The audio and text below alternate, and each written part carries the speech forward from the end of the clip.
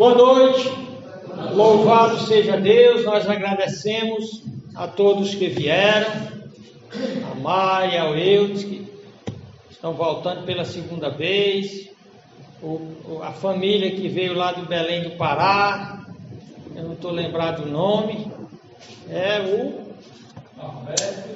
Alberto Santana, Samuel, sejam bem-vindos. Ok, nós estamos dando uma série de mensagens sobre espiritualidade, como é que é a relação entre Deus e o homem, entre o homem e Deus. Nós estamos na parte 8 e hoje nós queremos mostrar que a verdadeira espiritualidade, ela é revelada, ela é descrita, ela emana apenas de um livro sagrado.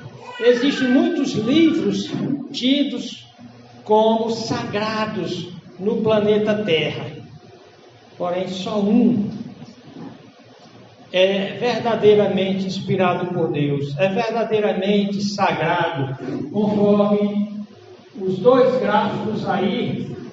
Toda a Bíblia ela vai remeter para Cristo. Cristo é o grande alvo, já que Cristo é o canal da salvação, o único canal da salvação, o único canal de bênçãos.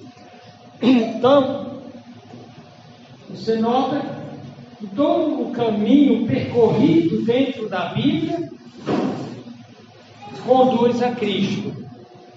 É o caminho de Cristo.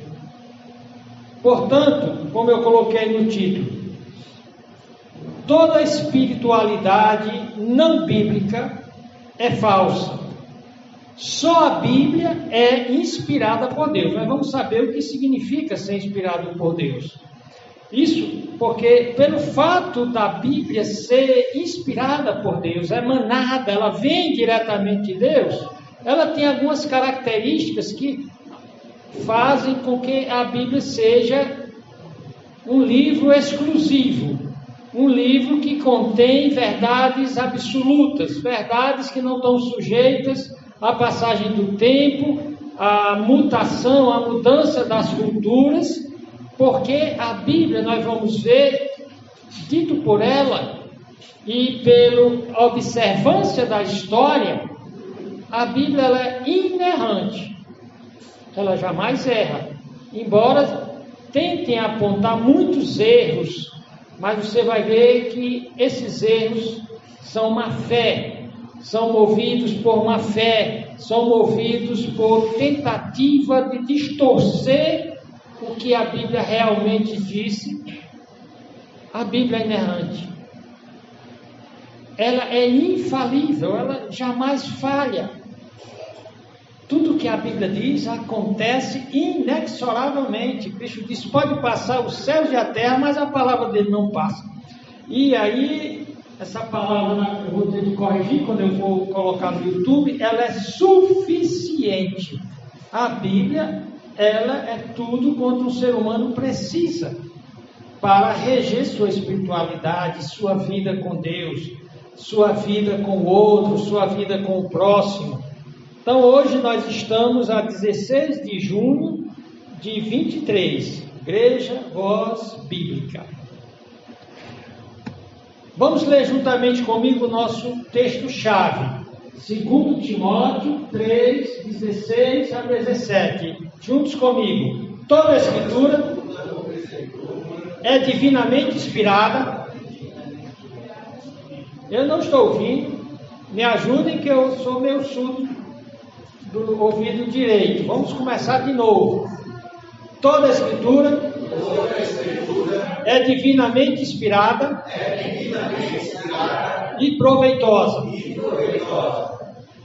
Você vai ver que é para 4 coisas que ela é proveitosa: para ensinar, para repreender, para corrigir, para instruir em justiça,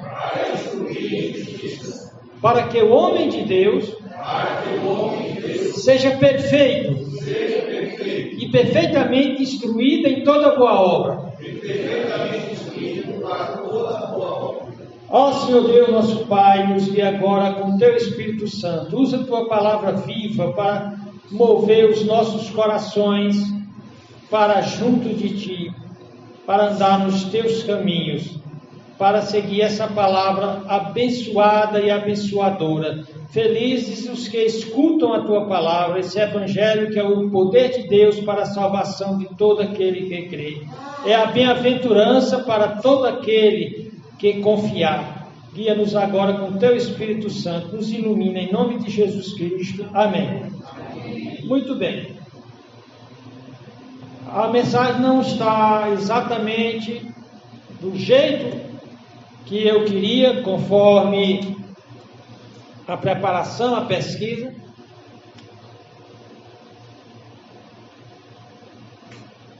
Mas foi o que Deus permitiu.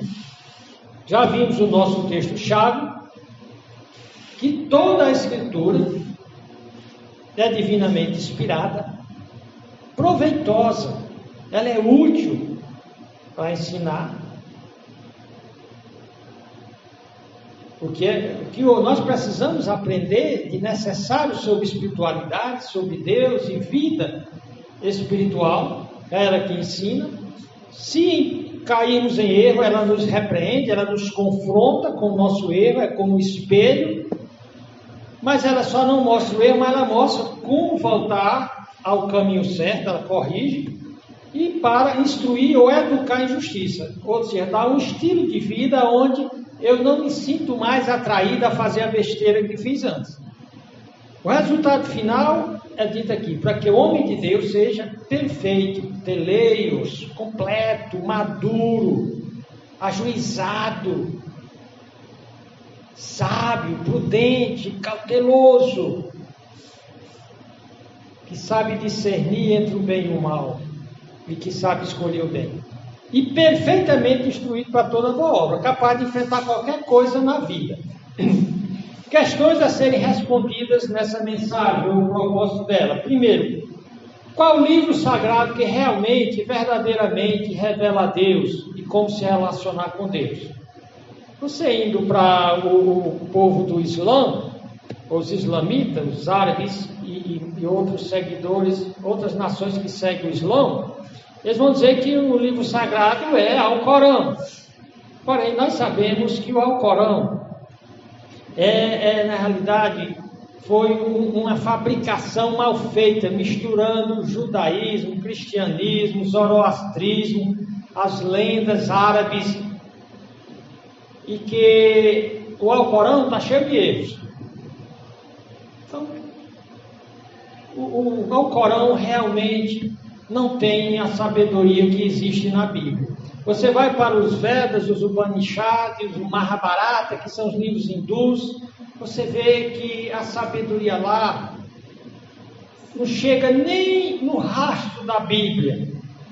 Quando você vai para os livros pagãos em geral, dos egípcios, tem coisas que são incoerentes, que hoje estão completamente ultrapassadas. Por exemplo, nas religiões egípcias, mandava curar um corte, um golpe, um ferimento, passando estrume de animal. Era exatamente quando a pessoa ia morrer de tétano. Talvez se ela usasse uma bandagem, usasse um pano para segurar aquele ferimento, talvez sobrevivesse. Porém, quando colocava estrume de vaca, a pessoa morria.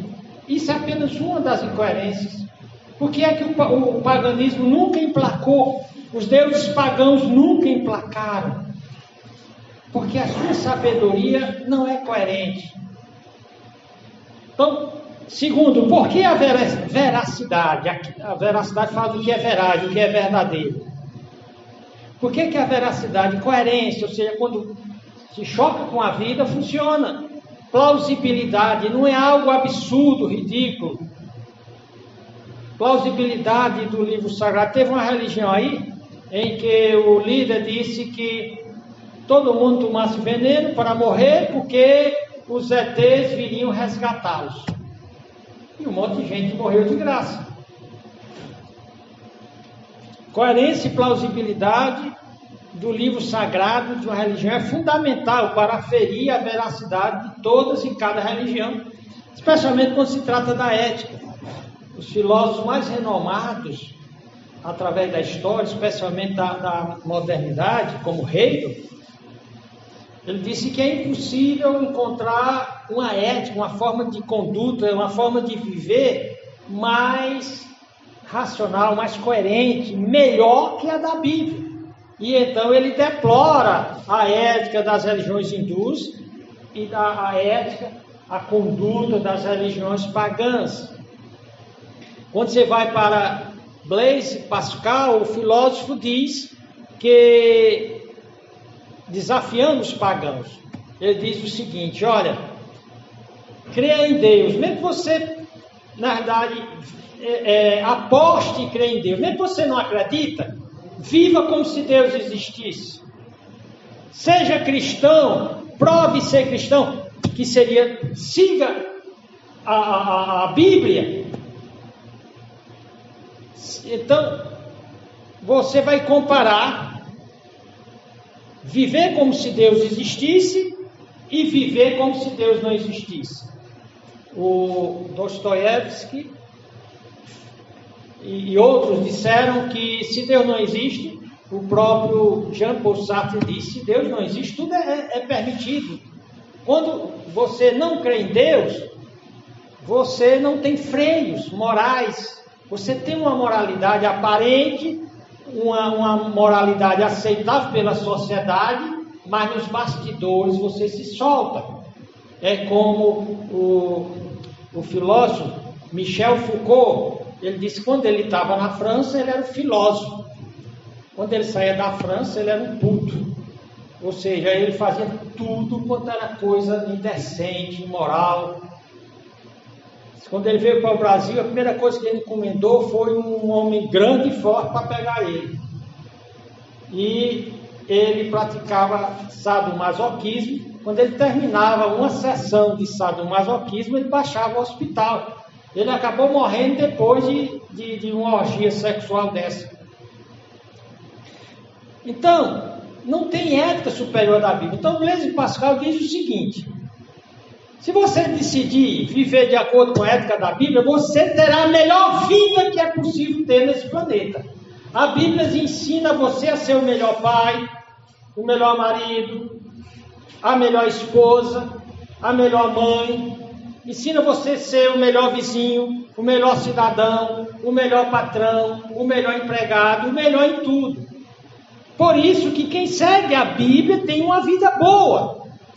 Ao longo de mais de 40 anos de ministério como crente, eu vejo que quando muita gente tem uma vida desastrada, que tudo dá errado, é uma desventura em série, é uma desgraça em série, é aquele caso como fosse um cordão de contas de misérias, é uma atrás da outra, e ele se converte, e ele decide viver conforme está na Bíblia, conforme o Deus da Bíblia exige que se viva. E então você vê a vida dele mudar da água para o vinho. A vida dele sair da pocilga, da lama, e ir para o jardim. Eu vi muitas vezes isso. Mas também eu vejo que alguns que veem seus amigos se entregarem para Jesus, se tornarem crentes, a vida mudar, o casamento, o relacionamento com a família melhora, aí eles querem só a melhora de vida, mas não querem Deus, não querem Cristo. Mas então eles, como foi que você... Pai, tu era um desastrado, tu era um desgraçado, um miserável, tu só fazia um mal para os outros e para ti mesmo, mas agora tu estás calmo, tranquilo, sereno. Foi o que aconteceu contigo? Eu me entreguei para Jesus, eu sou de Jesus. Ele disse, então, se é para ter essa vida que tu tens, eu vou ser crente também. Motivo errado para ser crente. Motivo certo para ser crente é se arrepender e se entregar para Jesus, para ter a salvação da alma. A coisa, as bênçãos secundárias, vem depois. Mas o fato é que bem-aventurado o homem que teme ao Senhor e anda nos seus caminhos. Feliz. E então Pascal disse, se você decidir viver crendo no Deus da Bíblia, vivendo conforme a Bíblia diz, você terá uma vida boa aqui e depois você vai ter o céu. Você ganha de todas as maneiras. Você tem uma vida boa aqui e depois tem o céu. Agora, se você decidir não crer em Deus, nem crer na Bíblia, você vai ter uma vida desastrada aqui. Você, né, geralmente você vai beber todo, vai querer pegar em tudo que não presta. Eu estava ouvindo um cidadão falando de um jovem que se envolveu com mulheres além da dele e pegou uma doença que o instrumento de fazer menino ficou nem um couve, sabe que é cheio de verruga, e botou na esposa. E isso pode também ir para os filhos. E ele está aí, semeando essa desgraça através de muita gente. Então, se você decidir viver sem Deus, sem a Bíblia, o apóstolo Pascal diz, você vai poder beber todas, vai poder pegar tudo, participar de tudo. Você vai meter o pé na jaca. Você vai fuçar no pecado até o talo. Mas se Deus não existe, então o inferno não existe. Você morreu, acabou tudo. Você participou de tudo e no final das contas, você teve uma vida desastrada, mas pelo menos você participou de tudo. E como Deus não existe, não tem fé, para você não afeta. Todavia, cara, se Deus existe e você viver sem o Deus da Bíblia, sem a Bíblia, o Pascal colocava em termos gerais, sem Deus. Mas como ele falava da vida após a morte, então ele estava se baseando na Bíblia e em Cristo. Se você decide viver sem Deus e sem o Cristo da Bíblia, e realmente Deus existe, Cristo existe, e existe um céu para ir e um inferno para escapar, então você teve uma vida péssima aqui, pegou doença venérea, pegou cirrose hepática, morreu precocemente, talvez numa bala que mexeu com a mulher do outro, e diz que se perdoa tudo, menos que se chifre, né? Diz que se perdoa tudo. Você pode roubar qualquer coisa do homem, mas se você roubar a mulher dele, se ele lhe pegar, ele come seu filho. Se ele puder, ele perdoa se roubar o cavalo dele, a bicicleta dele, o carro dele, mas se você roubar a mulher e ele lhe pegar, você está fuzilado.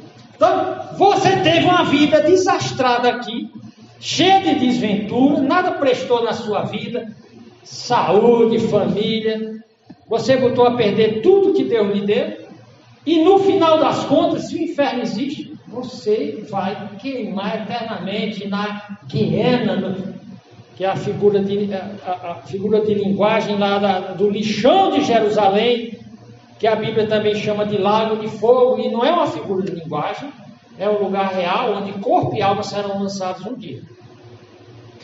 Então, somente a Bíblia nos dá oportunidade de vivermos uma vida coerente com a realidade.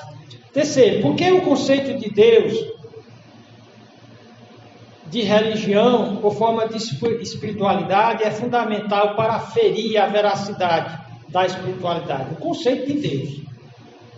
Só em você saber quem é o Deus daquela religião, quem é Maomé, aí você confronta Maomé com o Deus da Bíblia. Maomé não, o Alá, inventado pelo Maomé. O Alá inventado pelo Maomé não é o Deus da Bíblia, que algumas pessoas supõem, porque o Maomé plagiou várias coisas do Velho Testamento. Parece, né? Mas não é o Deus do Velho Testamento, sequer o Deus da Bíblia, porque o Deus da Bíblia é Pai, Filho e Espírito Santo. Então, quando você vai para o conceito de Deus, ele é fundamental. Você vai para os deuses hindus, eles não dão conta de terem sido realmente aquilo que originou todo o universo. 4. Porque somente o Deus e a espiritualidade revelados na Bíblia tem dado provas da sua veracidade, da sua coerência e plausibilidade.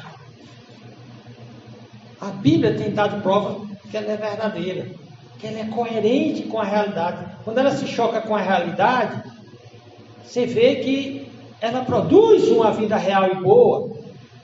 E a plausibilidade não é coisa de doido.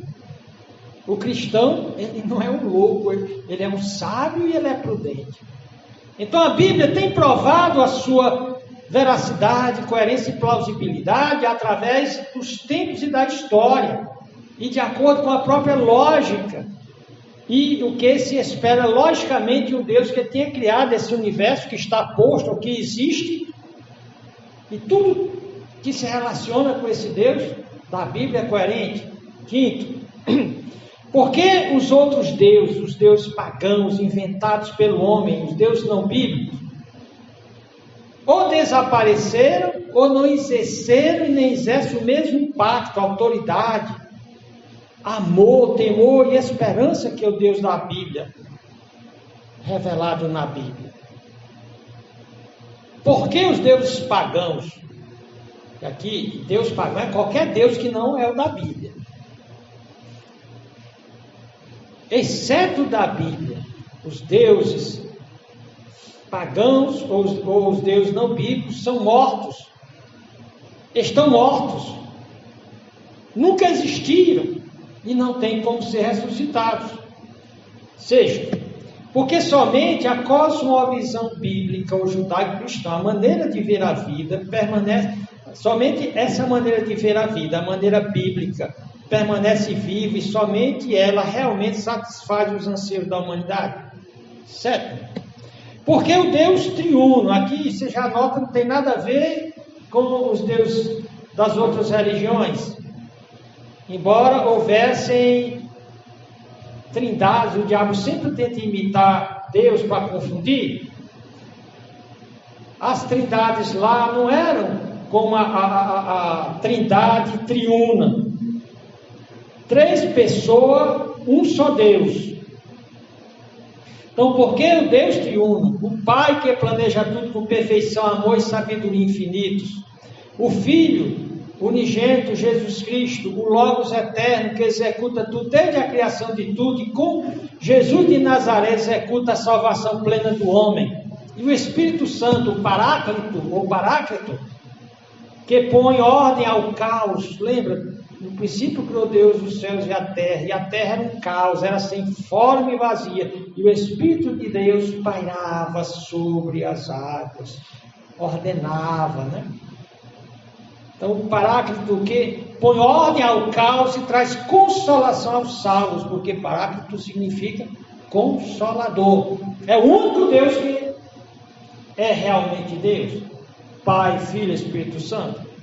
Aqui nós vamos praticamente ficar naquela primeira questão, respondendo as questões feitas nessa tese 8, sobre a verdadeira espiritualidade e o verdadeiro Deus e sua revelação exclusiva à Bíblia Sagrada, ou na Bíblia Sagrada.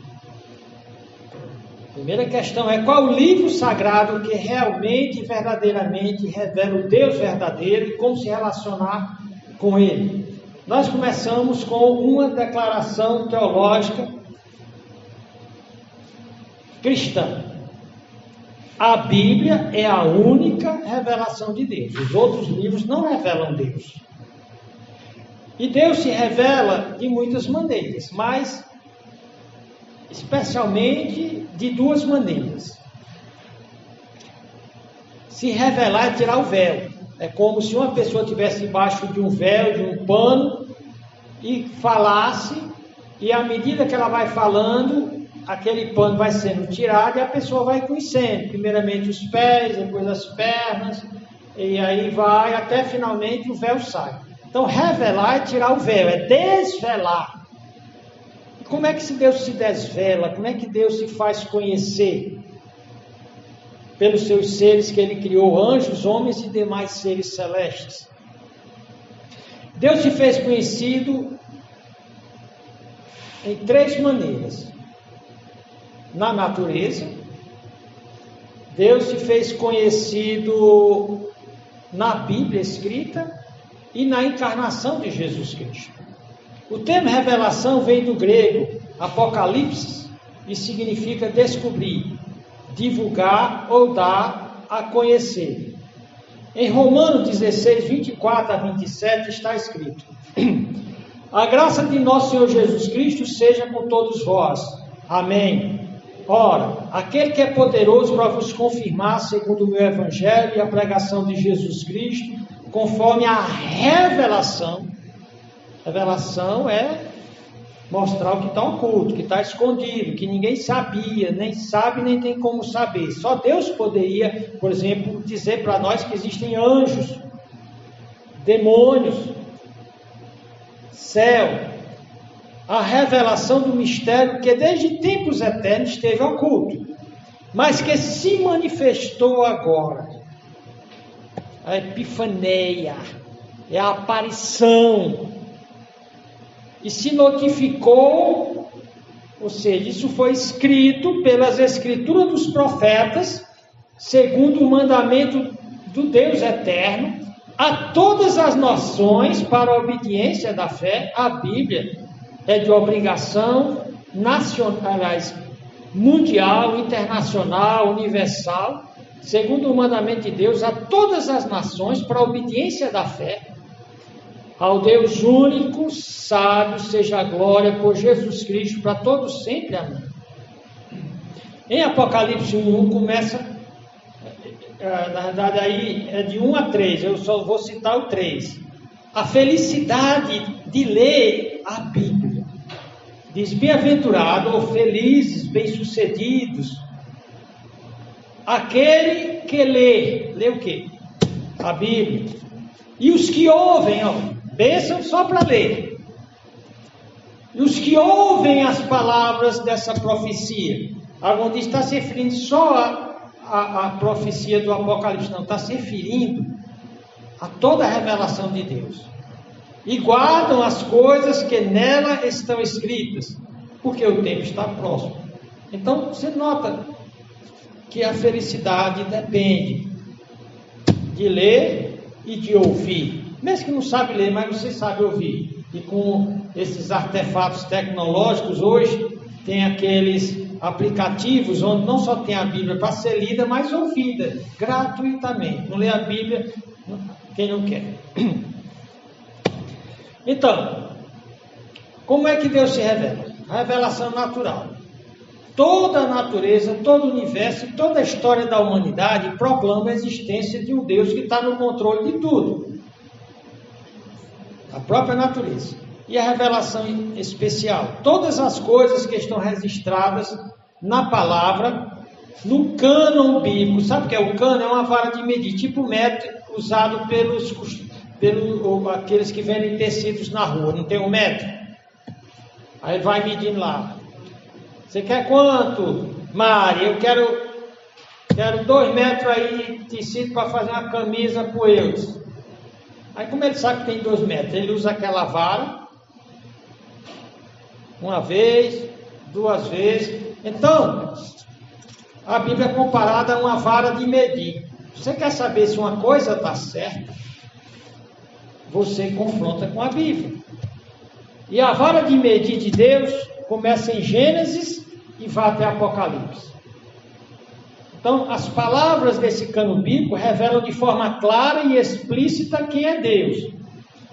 O que Deus pretende e como se relacionar com Ele. Então, o que a Bíblia revela e que é visto na natureza, na consciência humana e na história? Primeira coisa, que o Deus que criou o universo, Ele é pessoal. Ele não é uma força cósmica, como as religiões esotéricas, hindus, deístas, que diz que Deus não tem sentimento, não tem emoções, não tem vontade, é apenas uma força que criou tudo. Isso é um absurdo.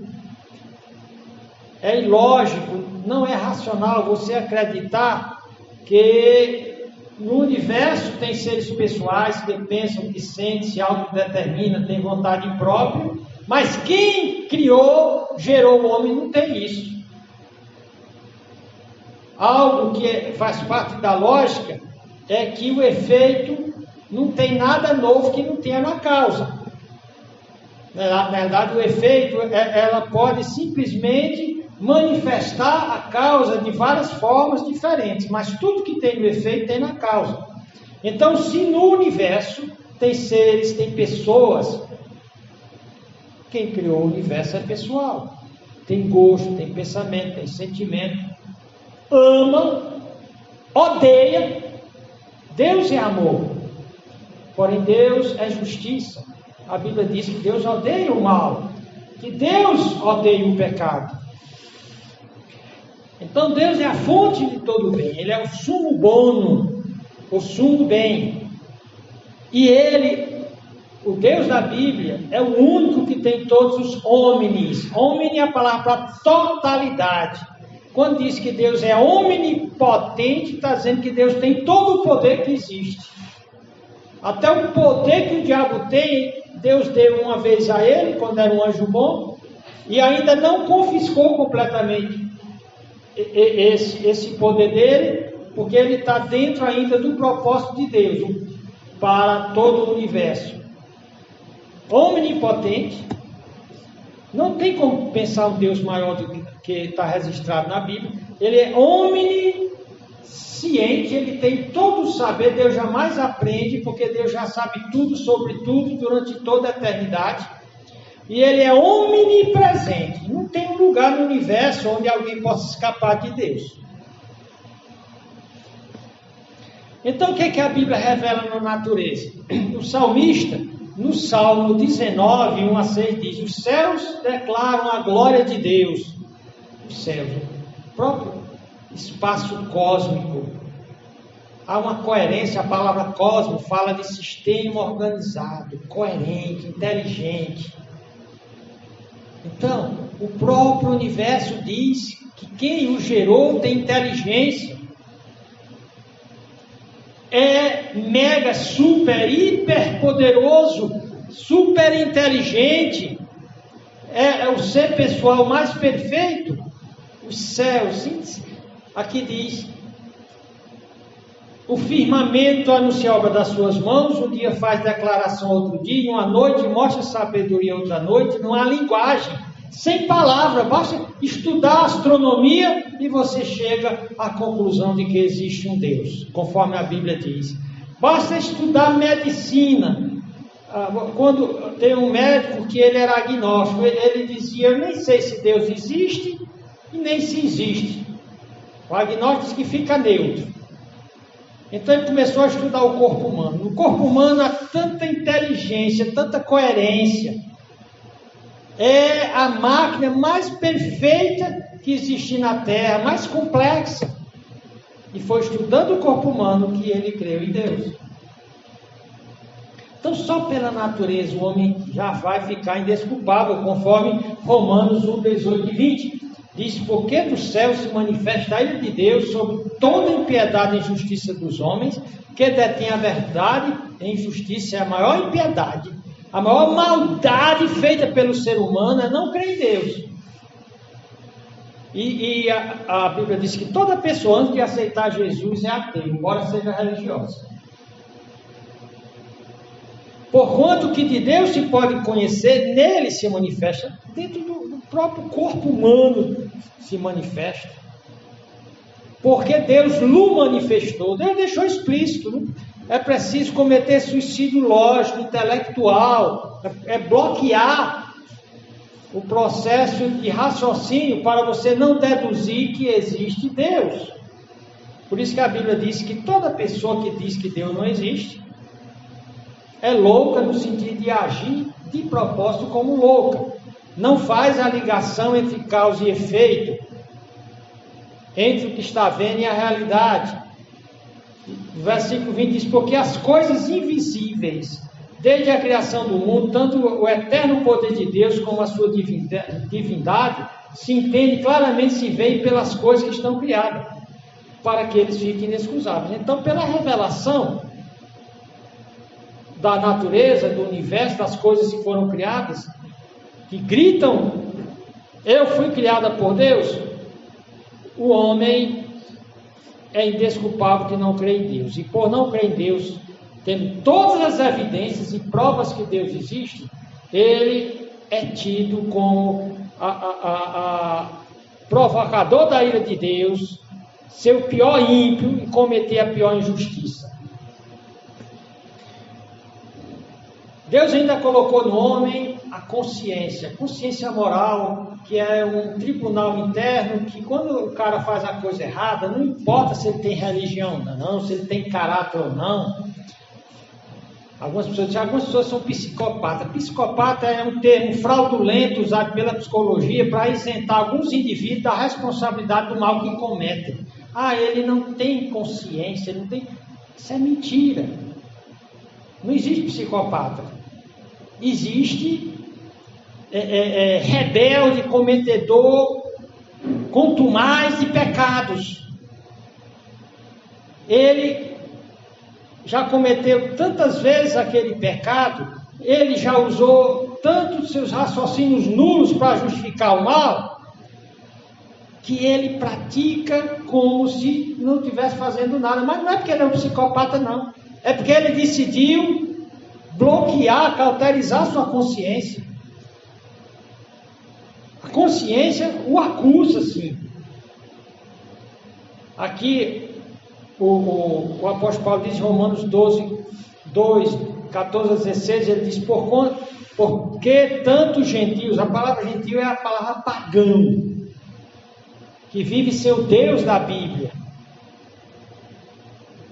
Tanto que eles têm as leis morais dele, mas para Deus eles não têm lei nenhuma. Qualquer lei que é contrária à Bíblia, para Deus é lei inexistente.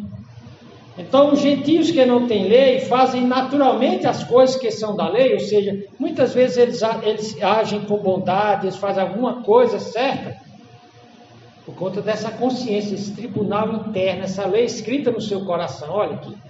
Fazem naturalmente as coisas que são da lei, não tendo eles lei para si mesmos. Quando eles não têm lei, então para si mesmos eles são leis, os quais mostram a obra da lei escrita em seus corações, no seu espírito, na sua psique.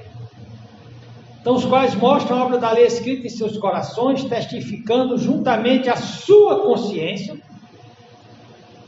Foi a psicologia que tirou a alma do homem, anulou a consciência, criou terminologia, um monte de desculpa. Todo pecado tem um nome de doença para que o cara seja visto como um coitadinho, um necessitado. E isso é a desgraça dele, porque enquanto ele não se arrepender do seu pecado, ele não vai melhorar na vida, ele só vai descendo até o inferno. Então, testificando juntamente a sua consciência e os seus pensamentos, quer acusando, quer defendendo, isso ocorre dentro de todo ser humano, até no que a psicologia chama, os psiquiatras chamam de psicopata, a consciência dele funciona assim. Mas ele já arrumou uma desculpa, toda a vida que ele pega, ele sabe que não deveria fazer aquele mal. Então a consciência diz, cara, não faz isso. Mas se eu não fizer, outra pessoa faz. Mil desculpas. Então, no dia em que Deus há de julgar o segredo dos homens, por Jesus Cristo, segundo o meu evangelho, então vai ser aberto o livro da consciência dele. Está aqui, cara, como tu sabia que tu era um cretino, era um criminoso, era um cara mau. Está aqui, ó, tua consciência. Está aqui a Bíblia que dizia para ti, você conhecia muitas dessas coisas pela Bíblia, às vezes você nunca leu a Bíblia, mas aqui dentro de você sabia. A Bíblia revela o governo de Deus na história humana. A própria história humana revela que tem uma força controlando tudo, fazendo com que o bem acabe vencendo. O mal sempre termina na desgraça. Todas as culturas pagãs acabam colapsando e terminando, porque as culturas pagãs é uma cultura para o mal.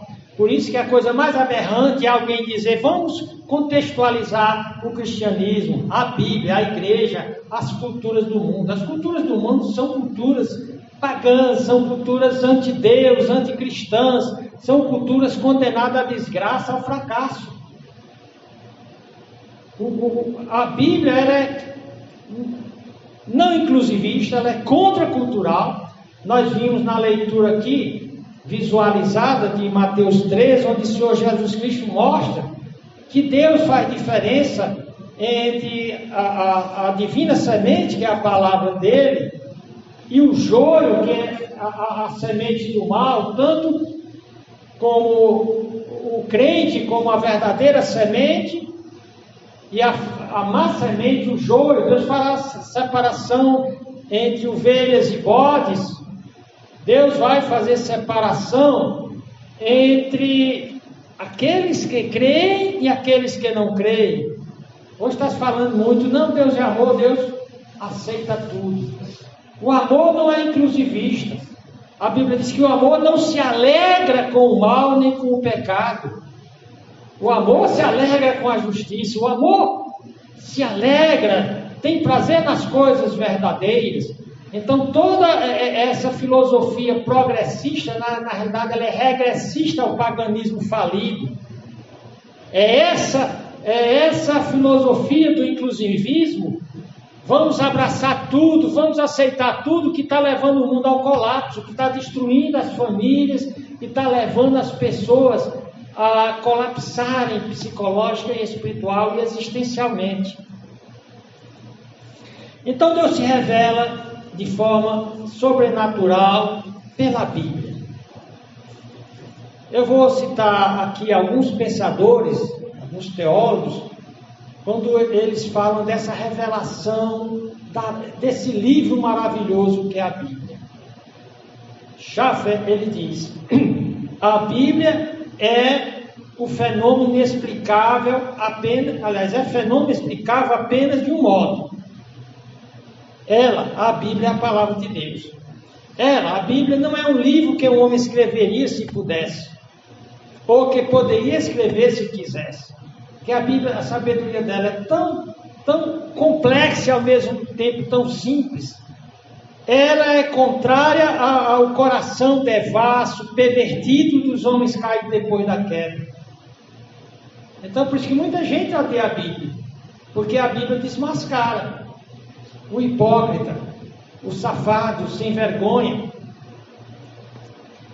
Tem outro teólogo chamado Millard Erickson, ele diz: por inspiração das Escrituras, quando a Bíblia diz que a palavra de Deus é inspirada por Deus, ele diz, por inspiração das Escrituras, entendemos a influência sobrenatural do Espírito Santo sobre os autores ou escritores da Bíblia, ou Escrituras, que converteu os escritos da Bíblia em um registro preciso, exato, da revelação, ou que faz com que os escritos bíblicos sejam realmente a palavra de Deus.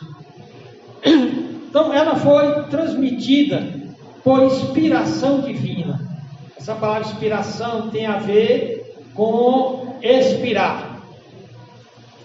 Embora, quando deram o nome a essa doutrina, de onde foi que veio a Bíblia, foi chamada de inspiração, mas o nome mais preciso seria expiração.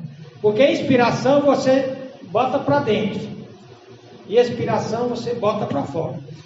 Então, aqui você tem toda a Escritura, a palavra toda aí no grego é passa, que significa cada pedacinho. Toda a Escritura, grafê é a palavra aí, esse escrito, esse desenho, Deus, esse gráfico. Aí tem a palavra grega teó, Deus, pneus, soprado. E é proveitosa, ofelimos. Para quê? Qual a utilidade dela? Para ensinar. Aí a palavra didascalia, para repreender, alegemon, para corrigir, epanotose. E paideia, a palavra paideia, ela representa toda a educação de vida que uma pessoa pode receber. Tem um livro chamado A Paideia Grega, a educação, a forma de viver dos gregos. T.N. de Caiocina, dizendo, ela é útil para ensinar, dizer exatamente o que é o certo a ser feito, a se viver. É ela a única que realmente pode dar base para alguém ser repreender. É ela a única que diz como a pessoa corrigir o erro. E ela a única que dá a ideia, aquela educação geral que faz uma pessoa viver de acordo com a justiça, de acordo com Deus, de acordo com o que Deus diz que é certo, porque de Caio Sine significa exatamente, não que os gregos pensavam, os gregos diziam que de Caio Sine significava dar a cada um o que merece. A Bíblia de Caio Sine, justiça significa aquilo que Deus diz que é o certo. Somente Deus sabe o que cada um merece. Quem é que vai dizer o que cada um merece? Então, o que nos revela, o que esse texto, 2 Timóteo 3, 16 a 17, nos revela sobre a Bíblia? Ele responde primeiramente qual a natureza da Bíblia. Diz que a natureza, que a Bíblia é divinamente inspirada. É algo que Deus quis deixar escrito para que ninguém tivesse dúvida. Ela veio de Deus. O teólogo Dr. Warfield, explicando esse termo grego teopneustos, ele diz: o que é teopneustos? É soprado por Deus, produzido pelo sopro criador do Todo-Poderoso. E a Escritura, que é a Bíblia, é chamada de teopneustos, a fim de designá-la como soprada por Deus. A Bíblia é o produto da inspiração divina. O fogo de Deus, assim que ele usou o fôlego dele para criar a vida no homem, ele usou o fôlego dele para produzir esse livro vivo. Então, o produto da inspiração divina, a criação daquele Espírito que está em todas as esferas da atividade divina, o executivo da divindade, que é o Espírito Santo. Ou seja, a Bíblia não expressa um sopro na Escritura por Deus, mas a concepção comum ligada a ela, seja entre o Pai ou os dogmas. Isso aqui está entrando num caminho que eu não quero discutir, que vai afastar. Então, o que a Bíblia afirma é que as Escrituras devem a sua origem a uma atividade de Deus, o Espírito Santo, e que elas são, no seu sentido mais verdadeiro e mais elevado, uma criação de Deus. A Bíblia é uma criação de Deus. É sobre esse fundamento, essa base da origem divina, que todos os elevados atributos da Escritura são edificados. Por isso que o apóstolo Paulo começa dizendo, ou seja, passa, grafeia, toda e cada parte da Escritura veio de Deus. Aqui, esse ensino de que tudo que tem na Bíblia veio de Deus é chamada de inspiração verbal.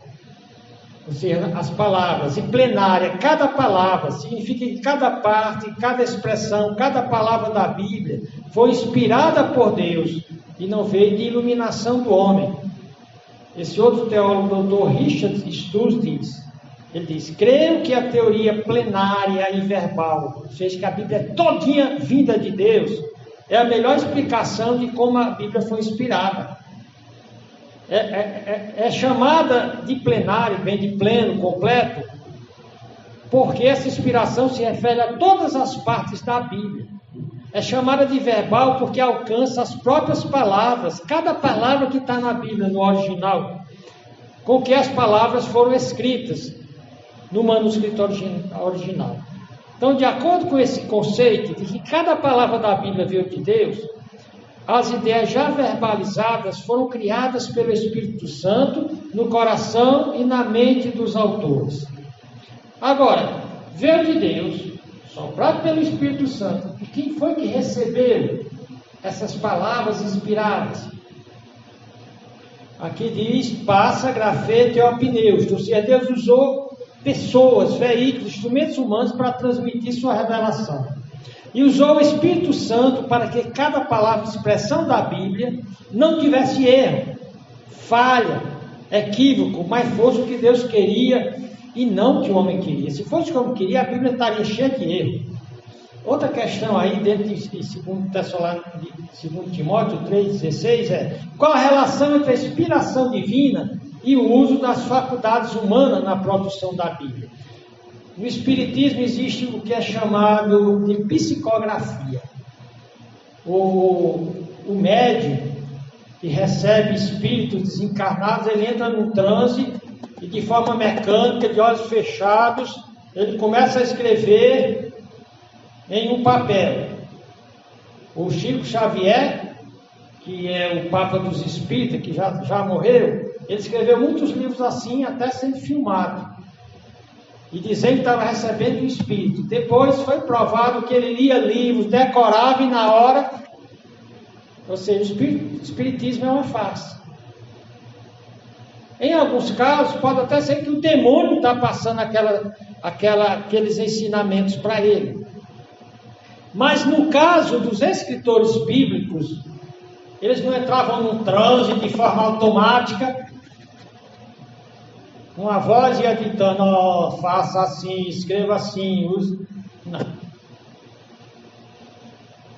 Deus usou estilos e peculiaridades das pessoas e as vivências dos autores e escritores da Bíblia. Tem um autor que escreve na área de interpretação da Bíblia, o Dr. Roy Zuck, e ele diz: embora Deus tenha usado autores humanos para escrever as Escrituras, com seus estilos de linguagens particulares e expressando suas próprias personalidades, as palavras que registraram foram inspiradas por ele.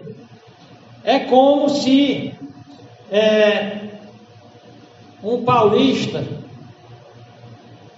dissesse, por exemplo, gostasse de uma coisa e dissesse: oh, que maravilha!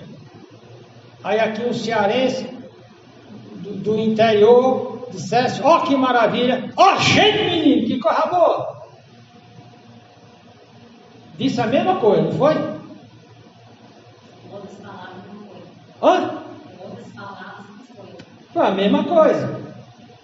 Então, o Espírito Santo colocou na mente dele e ele escreveu aquilo com o palavreado dele.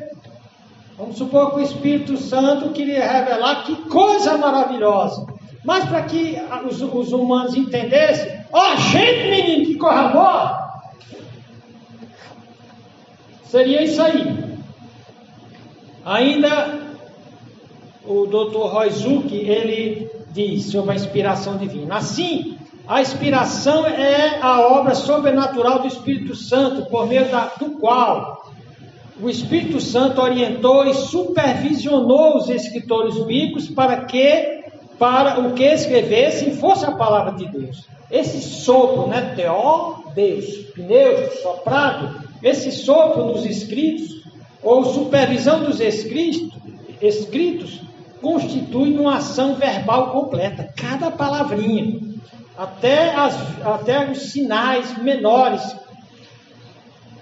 E é verbal pelo fato do Espírito Santo ter orientado a escolha das palavras, que não podem ser divorciadas dos pensamentos.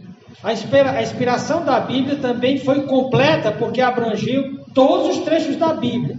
Consequentemente, a Bíblia é infalível, não falha quanto à verdade, e é definitiva, é suprema em relação à sua autoridade. Então, como é que se deu a inspiração da Bíblia pelo sopro de Deus através do Espírito Santo? Continuando respondendo: usando os costumes, os oxentes meninos de cada cultura. Então, Deus não usou o método de ditado mecânico, como na psicografia. Aquele espírito vem em cima para o médium e vai ditando, e ele, de maneira mecânica, nem consciente, né? Pelo menos, é isso que ele quer que as pessoas entendam. Embora algumas vezes Deus ditou o que era para ser dito. Eu peguei aqui algumas definições de alguns teólogos. baseado no que a Bíblia diz aí, que o Espírito Santo soprou nos autores bíblicos, diz que o Espírito Santo habitou em certos homens, inspirou-os e assim dirigiu-os,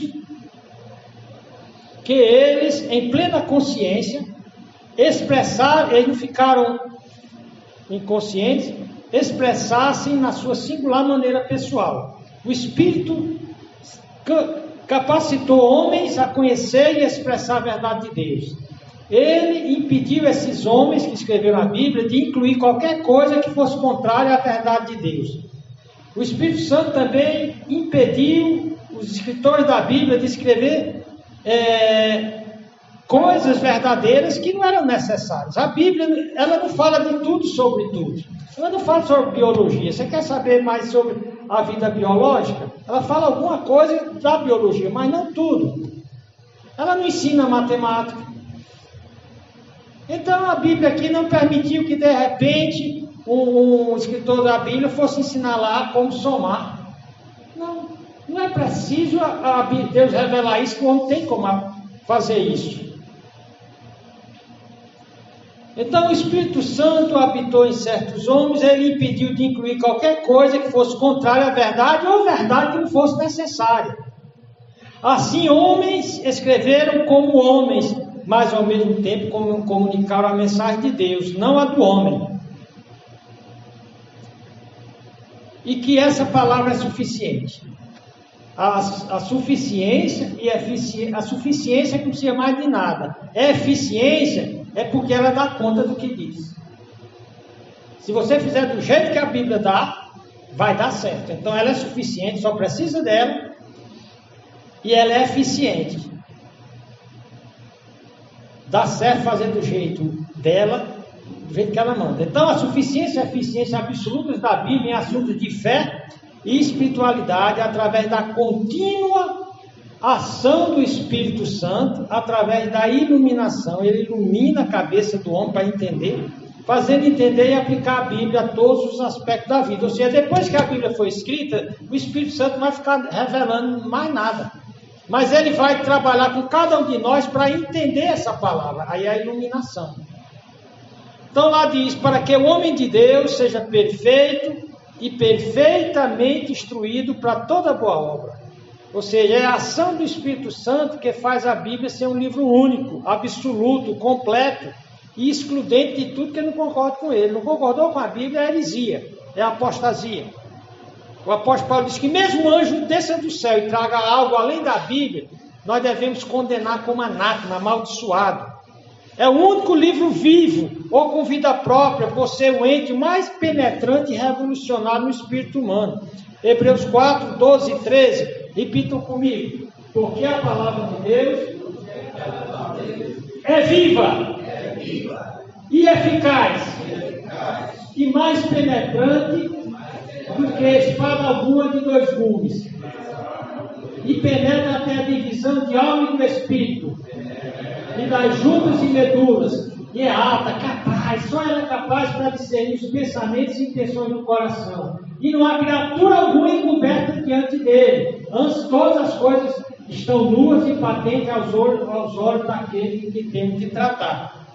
Então, sobre esse aspecto vivo e penetrante da Bíblia, tem um teólogo chamado Herman Bavinck, que ele diz: a Escritura é uma palavra viva e ativa, é um árbitro, um juiz dos pensamentos e intenções do coração, conforme Hebreus 4 e 12. Ela, a Bíblia, não somente foi inspirada, mas ainda é soprada por Deus. É Deus soprando. Quando você está ouvindo a Bíblia, Deus, o Espírito Santo vai soprar luz sobre você, para entender. Assim como não há muita coisa que precede ao ato da inspiração, toda a atividade do Espírito Santo na natureza, na história, na revelação, na regeneração, também há muita coisa que a segue. A inspiração não é um evento isolado. O Espírito Santo, depois do ato da inspiração, não sai da Escritura. O Espírito Santo não abandona a Bíblia, a sua própria sorte. Mas é o Espírito Santo que sustenta a Bíblia e anima. E de muitas formas traz seu conteúdo à humanidade, ao seu coração e consciência. Ou seja, a Bíblia é um livro vivo. Nosso tempo acabou, mas nós vamos continuar na próxima semana. O que nós aprendemos aqui, porque é que a Bíblia é diferente de todos os livros e manuscritos sagrados. Continuando esse nosso estudo, não deixe de vir no próximo domingo, você vai ver esse aspecto da vida da Bíblia, como ela mexe com o indivíduo, como ela penetra cada área, como ela traz discernimento, como ela faz com que a pessoa diz, eu não percebia as coisas desse jeito, entendeu, Elis? No dia que você começa a deixar a Bíblia penetrar em você, você diz, eu não vi a vida assim, eu não entendi as coisas assim. Ela causa uma revolução, ela mexe tão profundamente com cada ser humano, que ou você ama ela ou você odeia, não pode ficar neutro. Por isso que muita gente não quer ler a Bíblia, se afasta da Bíblia. E ela é o grande tribunal de Deus. Você nota que já tem um tribunal natural da consciência. Mas o maior tribunal de Deus será as Escrituras Sagradas. Jesus Cristo é a palavra encarnada. Deus se revelou em Jesus Cristo. Por isso que Jesus Cristo diz que Ele é a verdade que se encarnou. Lá em 1 João diz que no princípio era o Logos, a palavra. Jesus Cristo, é dele a palavra que criou tudo no universo. Ele é o Logos eterno que criou tudo. É a palavra de Cristo que regenera, que transforma e dá nova vida. Que faz uma pessoa ser nova criatura. E é o Evangelho, o poder de Deus para a salvação de todo aquele que crê. Então vamos baixar a cabeça e cada um pense. Como é que você tem visto a Bíblia? Como mais um livro religioso? É assim que você tem na sua casa? Fique sabendo que a Bíblia é um livro vivo. Ela vai lhe conduzir às maiores bênçãos. E se você fugir dela, você terminará ganhando as piores maldições. É porque a Bíblia ensina como ser feliz, como ser salvo e como ser feliz. Não seguir a Bíblia é escolher uma vida desgraçada aqui e a danação eterna, que é o inferno. Vamos encerrar com oração. Eu vou chamar o irmão Aldemir para encerrar esse tempo com oração. Sabendo que qualquer espiritualidade que não está de acordo com a Bíblia é espiritualidade luciférica, é luz negra, é luz que não vem de Deus. Boa noite, vamos orar ao nosso Deus. Nosso Deus e Pai Celestial, te agradecemos pela mensagem da Tua Palavra. Entendemos e compreendemos, Pai amado, que a Bíblia Sagrada, a Tua mensagem para nós, ela foi lançada. E ela nos desafia, Pai amado, a praticarmos aquilo que o Senhor tem permitido aos Teus servos. Pai Santo, então nos instrui com a Tua Palavra. E também, Pai amado, nos dá sabedoria para entendê-la e compreendê-la. Abençoe o ministério aqui do pastor Laerte, que o Senhor esteja sempre abençoando e cuidando da sua vida, juntamente com seus familiares, Pai. Abençoe esse local e que aqui, Pai amado, seja sempre um local de bênção para todos aqueles que vêm aqui para prestar um culto de adoração ao Senhor. Obrigado por tudo, entregamos esse dia todo nas Tuas mãos. Que o Senhor venha nos dar uma ótima semana também debaixo da Tua santa proteção. É em nome de Cristo que nós oramos e agradecemos. Amém. Amém. Boa noite.